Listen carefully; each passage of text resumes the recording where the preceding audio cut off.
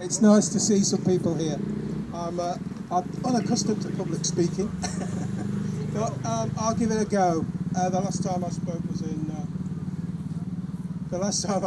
was in Glasgow, and unfortunately we have to drive all the way up here. So it's nice to be up here again. Okay. Turn this off. All right. So this is not going to be a long speech, but hopefully it will be. It'll convey how I feel. It's going to come from my heart. Okay. So today's the last day of November. Today is the last day of November, and in 25 days, it's going to be Christmas. And yet again, this year, we're going to be at war. It's going to be another Christmas at war. And make no mistake, we are at war right now. Well, we will be at war because we are supplying a war. We are arming people. We are arming the Ukrainians. We are giving them our missiles. We are readying our army to go to Ukraine. And the reason we're doing that is because those people in there and those in Westminster are not listening to us. They're not listening to our message. They want war. Do you think they're going to ask you? Do you think they're going to ask any of us before they send our sons and daughters into a battlefield?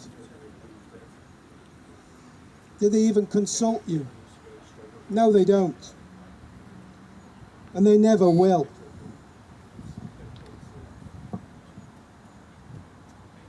You don't get to choose. You just get to pay for it. And you get to send your sons and your daughters and your grandchildren to die in it. So we must defend democracy, they say. We must defeat an evil Russian empire, they say. One that's poised to take over Europe. Putin wants to take us to take over Europe and invade all our countries. Well, where is the evidence for that? Where is the evidence for that? I can't see any. What I do see, however, is Russia coming to the aid of people who were bombed and shelled by a Nazi regime. An actual Nazi regime that displayed the swastika and that praised Hitler.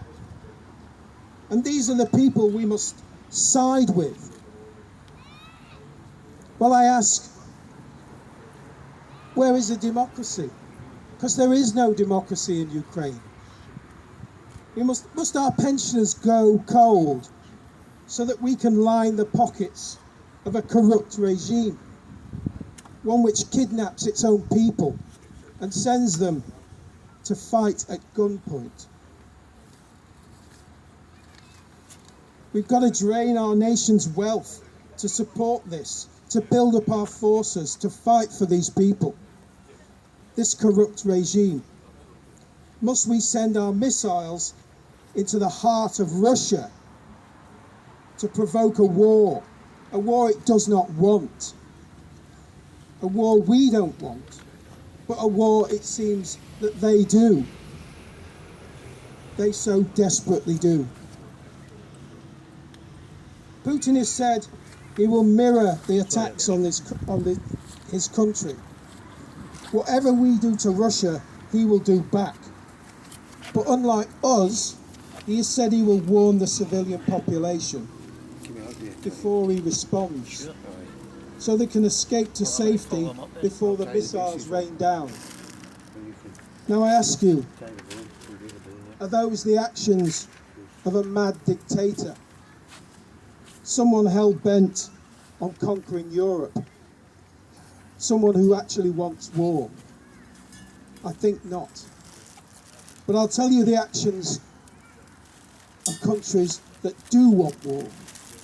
Countries that organise, and countries that have organisations that promise never to expand their military bounds, their military organisation, and bases, putting bases on the borders of Russia.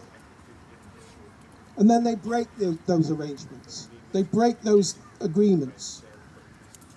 Countries that take actions like organising a coup against a legitimately elected government and replacing it with a puppet regime that will do their bidding.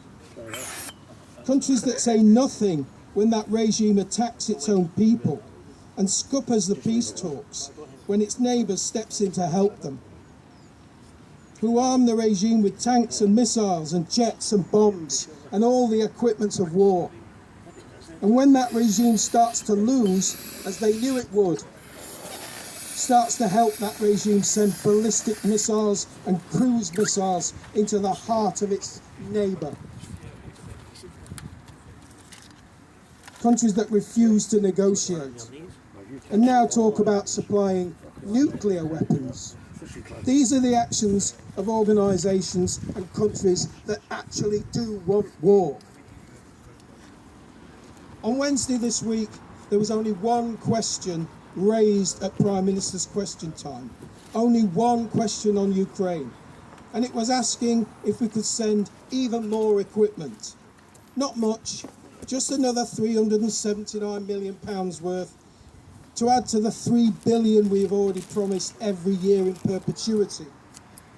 Make no mistake, our country and the United States want an all-out war with Russia.